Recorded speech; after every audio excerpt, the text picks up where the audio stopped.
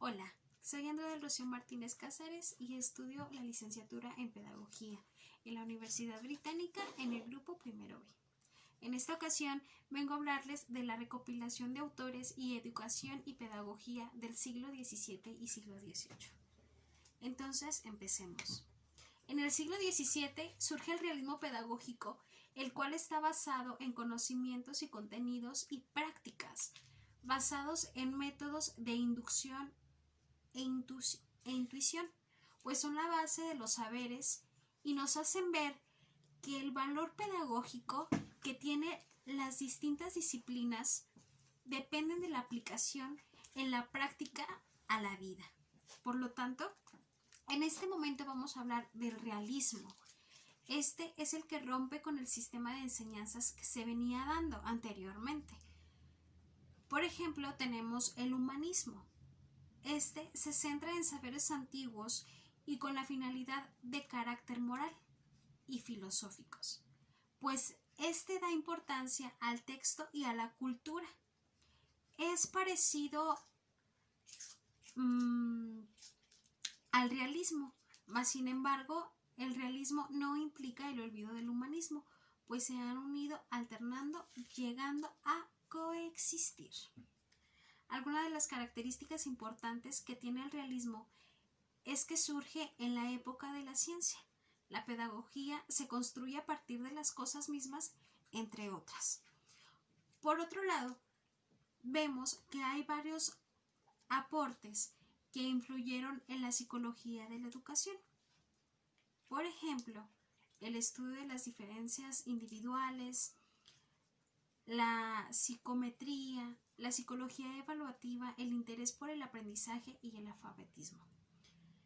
En este momento, como ya anteriormente dijimos, vamos a ver varios autores los cuales tuvieron que ver en esta parte de la educación en estos siglos antes mencionados. Primeramente vamos a empezar con el primer personaje, nuestra primera figura, que es Johann Friedrich Herbert, ¿sí?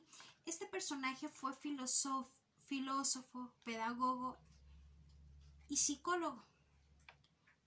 Este formuló distinciones y reglas didácticas que han corrido con una fortuna acaso superior a su mérito. Este filósofo analizó los procesos básicos de la comprensión y al mismo tiempo adecua la estructura de la introducción, la cual su contenido puede ser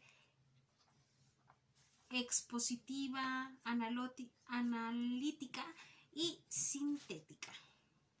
Este personaje que vemos ahorita, que es Johann Friedrich Herbert, ha acertado a dejar muy patente que la problemática pedagógica, por su complejidad y trascendencia, requiere de tratarse adecuadamente con una atención especial y fundamental científica. Muy bien, entonces dejamos a un ladito a este filósofo y ahora vamos a hablar de la pedagogía. Seguimos hablando de la pedagogía del siglo XVII, que en esta época está influida por dos grandes corrientes filosóficas. Entonces vamos a ver otros dos grandes filósofos que tuvieron que ver en este siglo.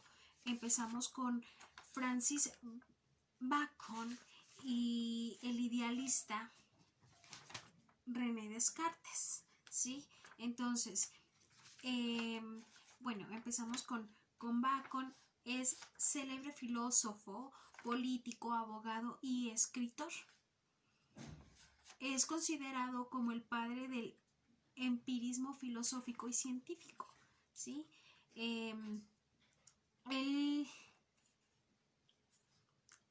procede de la experiencia, de las percepciones sensibles y así considerar que hay que partir del estudio de la naturaleza y conocimiento de las cosas. Por otro lado, tenemos a René Descartes. Él fue un filósofo, matemático y físico francés, considerado como el padre de la filosofía moderna. Pues él nos decía que lo decisivo para el conocimiento son las ideas y no las cosas. El ser pensante, no el mundo exterior. Su influencia en la pedagogía se debe sobre todo a sus ideas sobre el método que llega a construir una de las bases de la nueva didáctica. El imperialismo y el idealismo son contradicciones en apariencia, mas sin embargo se complementan en la educación.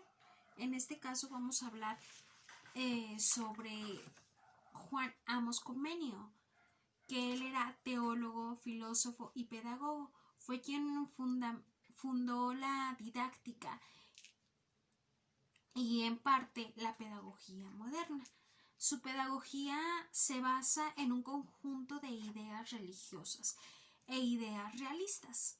Su ideología era que en las escuelas deben admitirse a todos por igual, ya sean niños, niñas, plebeyos, alguien de la realeza. Entonces, su ideología era que todas las escuelas se aceptaran absolutamente a todas las personas, descartando cuál fuera su clase social o hablando de niño o niña, pues su sexo, ¿no?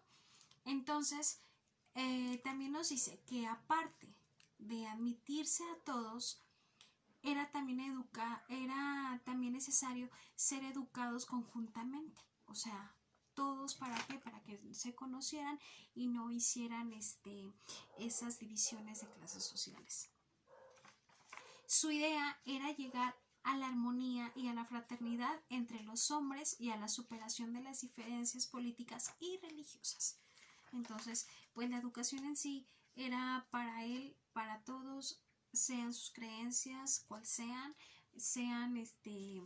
de la clase social o tipo de sexo, ¿sí? Entonces, ahí englobaba en sí toda la educación para que todos llegáramos en alguna armonía.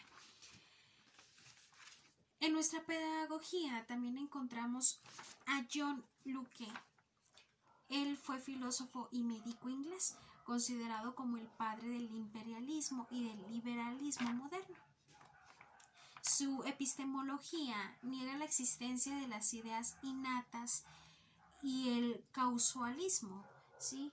Asimismo, rechazó la idea absoluta en favor de la probabilística matemática. Él supone que nuestras ideas son copias de los objetivos extramentales. A partir de este personaje, bueno, vamos a brincar ahora al siglo XVIII, el cual fue el siglo en que la educación ocupó el primer lugar de pensadores políticos, ¿sí? En este siglo surgieron dos de los personajes o figuras más importantes para la pedagogía, que son estos dos personajes: Jean-Jacques Rousseau y Johann Heinrich Pestalozzi. Estos dos personajes influyeron mucho en nuestra pedagogía. Pues primeramente vamos a comenzar a hablar de Rousseau. Él fue un político suizo, ¿sí? Entonces fue escritor, pedagogo, filósofo, músico, botánico y naturalista. Él pensaba que el hombre es bueno por naturaleza, pero actúa mal forzando por la sociedad que lo corrompe. Entonces, él en sí, su pensamiento era de que nosotros como humanos, como seres humanos, somos buenos, pero como convivimos con diferentes personas y a base de la sociedad en la que vivimos, no nos quebrantamos, ¿no? Entonces, sus ideas imprimieron un giro copernicano a la pedagogía, centrándola en la evolución natural del mundo. Dejamos a este personaje y vamos con Johann Heinrich Pestalozzi. Fue un influyente pedagogo, educador y reformador suizo.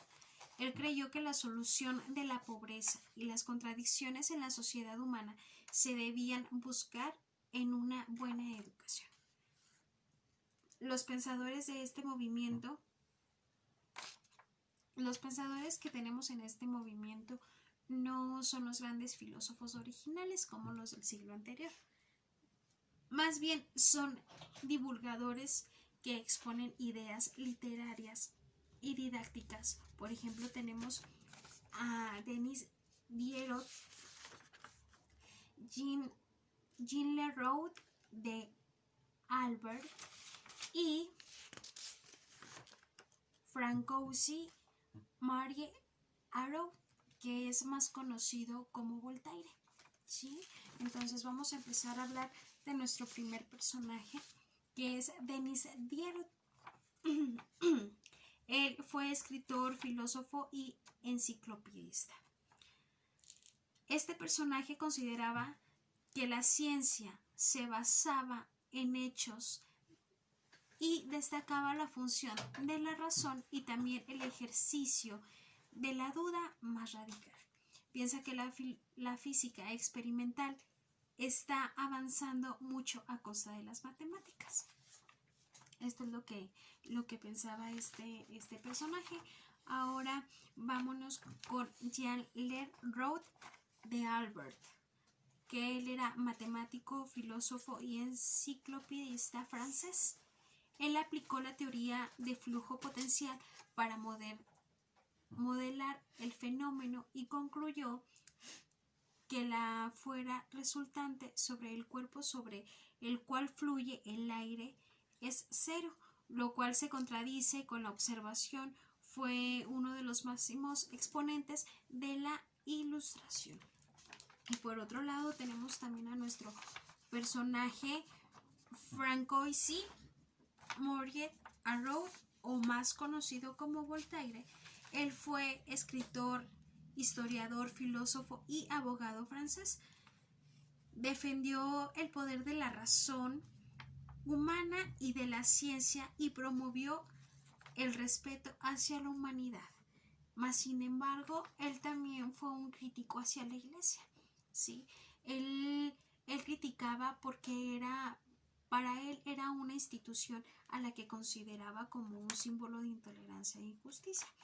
Pues en ese tiempo se veía mucho eso, ya que la iglesia era quien muchas veces manejaba la educación solo basándose en su religión, y si alguien pensaba diferente a ellos, eran, pues como quien dice, comulgados o echados de la iglesia, y pues es ahí como se basa la intolerancia y la injusticia.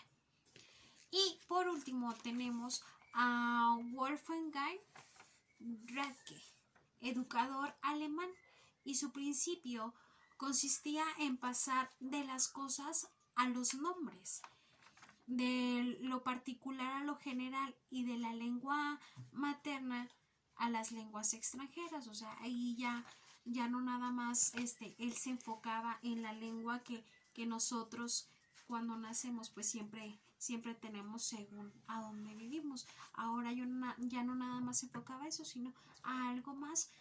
Ahora, como llamamos las lenguas extranjeras, inició el uso de nuevos métodos para enseñar más rápidamente: la lengua vernáculo y las lenguas clásicas y el hebreo. Entonces estos fueron nuestros personajes, y por lo tanto, sin duda, el siglo XVIII es por excelencia el siglo pedagógico, pues en este predominaban las ideas intelectualistas y sensorialistas representadas por la Ilustración. Entonces, pues eso es todo, eso es mi exposición, eso es un poquito de lo que fue la educación en estos siglos. Entonces espero y les haya quedado claro. Me despido, soy Andrea, un saludo.